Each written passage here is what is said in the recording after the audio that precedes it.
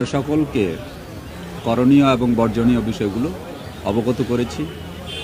তারা হাসি মুখে সানন্দ চিত্তে আগামী 12 তারিখের যে নির্বাচন সেখানে আইন শৃঙ্খলা রক্ষার জন্য দায়িত্ব পালন করবেন এই প্রত্যাশা করি আমরা, এবং তারাও প্রতিশ্রুতি দিয়েছে আইন শৃঙ্খলা রক্ষার ক্ষেত্রে বিশেষ করে ভোট কেন্দ্র এবং আশপাশ এলাকায় কোনো প্রকার অরাজকতা আমরা বরদাস্ত করব না।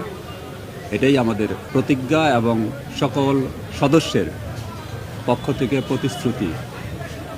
আমাদের পুলিশ বাহিনীর পাশাপাশি এখানে অন্যান্য বাহিনীরা থাকবে, তাদের সাথে একাধিকবার সমন্বয় হয়েছে। তারাও প্রোগ্রাম করেছেন, তারাও ব্রিফিং করেছেন, এবং আমাদের মতো তারাও তাদের যে অধস্তন তাদের সঙ্গে মত বিনিময় করেছেন এবং তাদেরকে বলেছেন। তাদের সঙ্গে আমাদের সমন্বয় হয়েছে এবং এখনও হচ্ছে।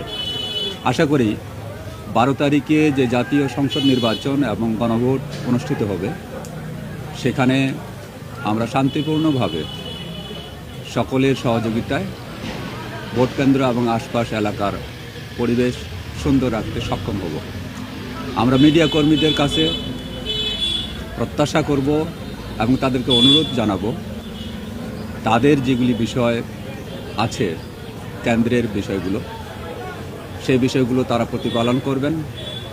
আমরা আমাদের পুলিশ সদস্যদেরকে অনুরোধ করেছি এবং বলেছি হেডকোয়ার্টার্সের নির্দেশনা যে ভোট কেমন হচ্ছে, কোনো প্রার্থী কেমন করছেন সে ব্যাপারে কোনো রকম মতামত বা মন্তব্য যেন না করেন। আমি মিডিয়া কর্মীদেরকে অনুরোধ করব, আমার আইন শৃঙ্খলা রক্ষাকারী বাহিনীর কোনো সদস্যের কাছে এরকম কোনো বিষয় জিজ্ঞাসা না করে আপনারা পরিবেশটাকে ভালো রাখবেন। বিশেষ করে সামাজিক যোগাযোগ যে মাধ্যমগুলো, এগুলোতে বিভিন্ন সময়ে বিভিন্ন ধরনের তথ্য ছড়িয়ে বিভ্রান্ত করা হয়, সেগুলি যেন না করা হয় সেজন্য আমি মিডিয়া কর্মীদের যারা আছেন এখানে তাদেরকে বিনীত অনুরোধ করব। আমি বিশ্বাস করি এবং আশা করি যে আপনাদের সার্বিক সহযোগিতায় আইন শৃঙ্খলা রক্ষাকারী বাহিনীর প্রস্তুতি নিয়ে যে জাতীয় সংসদ নির্বাচন এবং গণভোট অনুষ্ঠিত হচ্ছে এটি রংপুরে অত্যন্ত শান্তিপূর্ণভাবে সম্পন্ন হবে।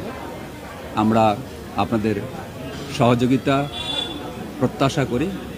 আমরা নির্বাচনের পরেও এরকম একটি সুন্দর ব্রিফিং এবং মিডিয়া ভাইদের ডেকে আমরা একত্রিত হতে চাই।